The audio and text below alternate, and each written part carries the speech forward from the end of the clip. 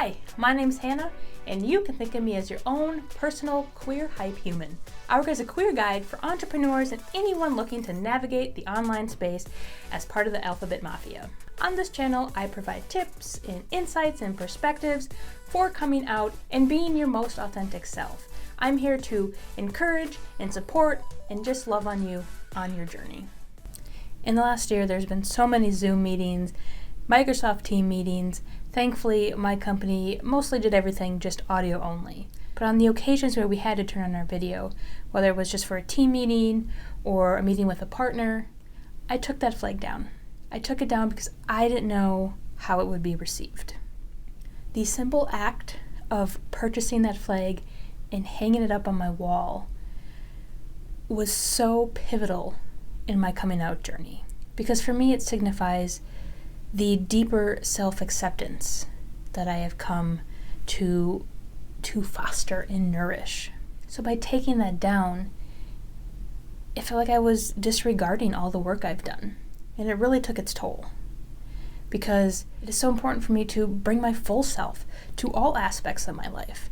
And so I started to challenge myself to keep it up.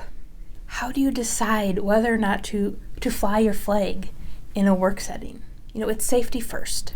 Know the risks, the potential risks that are involved in being out. Turn inward. Is there insecurity in your identity? It's going to make it difficult to show up and to stretch outside of your comfort zone and get visible in small ways. But the more you're able to stretch outside of your comfort zone, the more confidence you're going to build, the more secure you're going to feel in yourself and your identity. Check your company's policy and their track records with LGBTQ rights. And if you feel like this could be a safe place to be out and to be visible, start small. Start small. Test the waters. Is there a coworker or two who you can confide in? Because even just having one person in your corner makes a world of a difference. Wear a pride pin. Subtle, bright, whatever feels most comfortable for you. Add pronouns to your email signature. And if you're just not feeling safe, trust your gut. Trust your intuition. Surround yourself with people outside of work who are supportive and affirming and love you. Lean on them. Find ways that you can affirm for yourself, your identity, and your truth.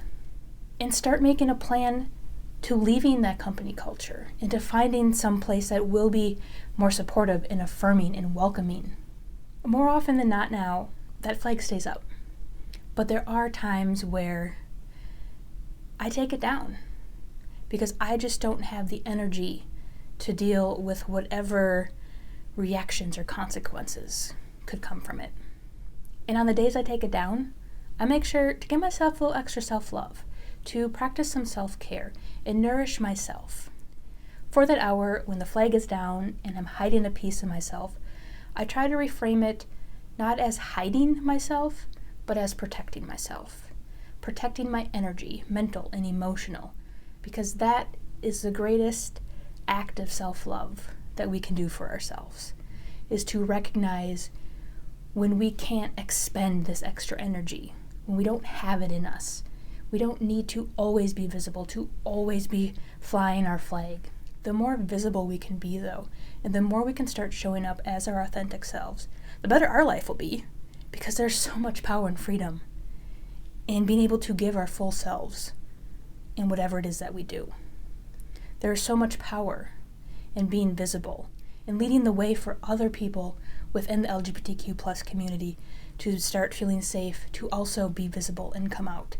Because they have a role model. They have people they can look up to and turn to. Being visible is powerful because that's how we change hearts and minds. That's how we make our love and our identities just a normal fabric of society. So we need to find that balance of being visible and also taking care of ourselves, protecting our energy, protecting our safety.